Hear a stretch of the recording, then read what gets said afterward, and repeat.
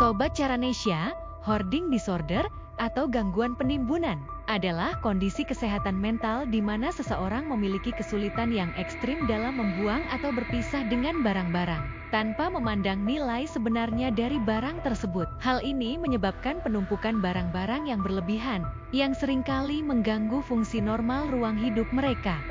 Berikut gejala utama hoarding disorder. 1. Kesulitan membuang barang. Orang dengan hoarding disorder merasa cemas atau tertekan ketika harus membuang barang-barang, bahkan yang tidak lagi berguna atau bernilai. 2. Penumpukan berlebihan. Penumpukan barang-barang secara terus-menerus sehingga ruang hidup menjadi berantakan dan tidak bisa digunakan untuk tujuan yang dimaksudkan. 3. Kekacauan di rumah. Barang-barang menumpuk hingga menyebabkan gangguan signifikan pada ruang hidup, seperti tumpukan koran, pakaian, atau barang-barang lain yang menghalangi akses ke bagian rumah yang penting. 4.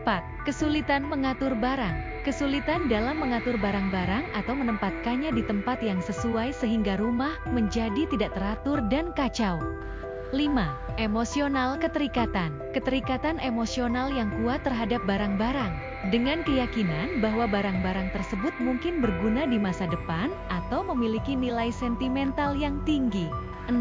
Mengganggu fungsi sehari-hari. Gangguan ini dapat mengganggu fungsi sosial, pekerjaan, dan aktivitas sehari-hari.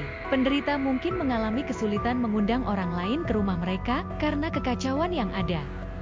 Penyebab pasti hoarding disorder belum diketahui, tetapi beberapa faktor yang mungkin berkontribusi meliputi: 1. Genetik, riwayat keluarga dengan gangguan serupa. 2. Trauma atau stres. Pengalaman traumatis atau stres berat bisa memicu perilaku menimbun.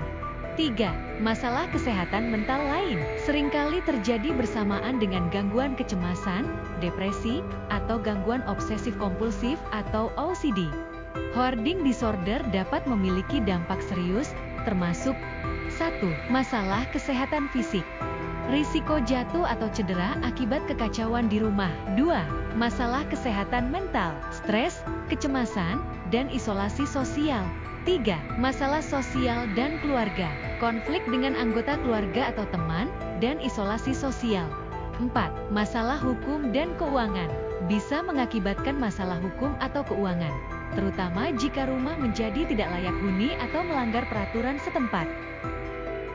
Pengobatan hoarding disorder biasanya melibatkan kombinasi terapi dan, dalam beberapa kasus, obat-obatan. 1. Terapi perilaku kognitif atau CBT. Bentuk terapi ini sering digunakan untuk membantu penderita mengubah pola pikir dan perilaku terkait penimbunan. 2. Obat-obatan. Dalam beberapa kasus, antidepresan atau obat lain dapat diresepkan untuk mengatasi gejala yang berkaitan dengan kecemasan atau depresi.